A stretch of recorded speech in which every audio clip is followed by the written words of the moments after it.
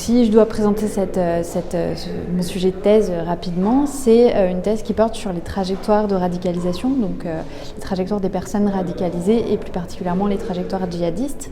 Et cette thèse vise à redéfinir la notion de trajectoire pour en faire un concept opératoire qui puisse être utilisé par divers acteurs pour analyser, comprendre et anticiper des passages à l'acte violents. J'ai travaillé à partir des procès terroristes, donc j'ai assisté à 2 procès, notamment en 2019, en partie bien sûr, pas la totalité des procès. Et j'ai travaillé pour le reste sur les comptes rendus quotidiens produits par les médias qui décrivent donc l'audience minute par minute.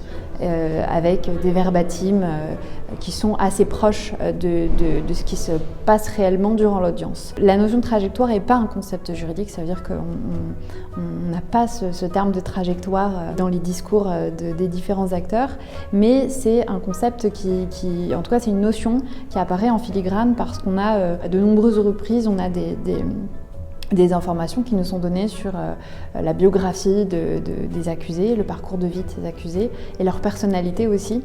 Et donc à partir de là, j'ai quand même pu recueillir une matière, disons, biographique très riche à partir de laquelle repenser la notion de trajectoire.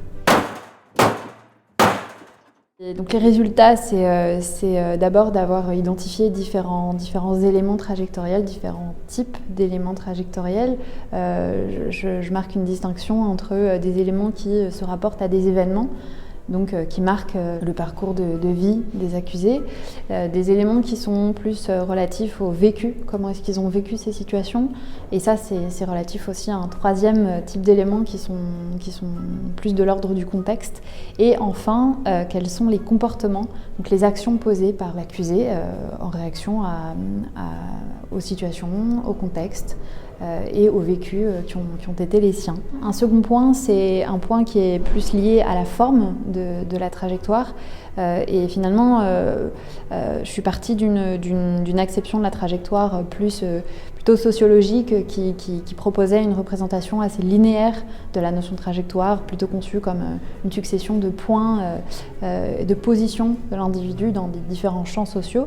Et finalement, avec cette redéfinition et via le dispositif des procès observés, je me suis rendu compte qu'on pouvait finalement considérer la trajectoire comme un réseau, donc avec ces différents éléments trajectoriels qui sont par analogie les nœuds du réseau, et entre ces différents éléments, des liens qu'il faut arriver à identifier, à caractériser, donc quelle peut être la nature de ces liens, et par ce travail d'élaboration sur les liens, en fait construire du sens, puisque c'est ce que font les différents acteurs du procès, mais ils construisent le sens des faits, du crime, de l'acte commis qui a amené l'accusé devant le tribunal.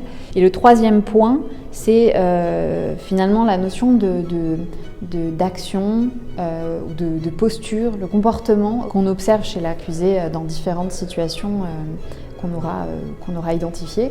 Et finalement, c'est à travers ces actions, ces comportements posés qu'on peut définir une dynamique, un principe d'action qui va finalement régir cette trajectoire et permettre, puisque c'était l'objectif de la thèse, d'anticiper ou de faire des hypothèses par anticipation sur d'éventuels autres passages à l'acte.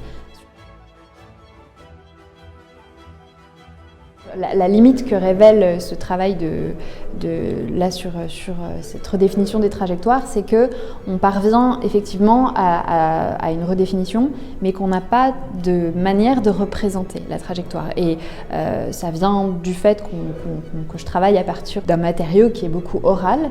Le dispositif est fortement marqué par cette oralité. Et finalement, on retrouve un peu cette problématique dans les résultats, qui est qu'on a des trajectoires qui sont redéfinies sur le fond et sur la forme, mais on n'a pas de méthode trajectographique, on n'a pas de trajectographie, on ne sait pas écrire ces trajectoires, on ne sait pas les représenter.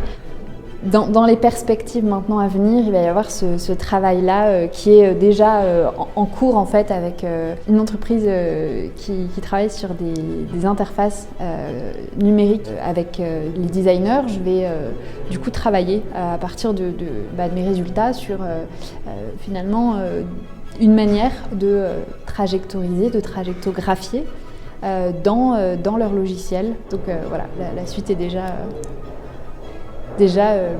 préfigurée. En tout cas, il y a déjà des perspectives dessinées qui sont hyper enthousiasmantes.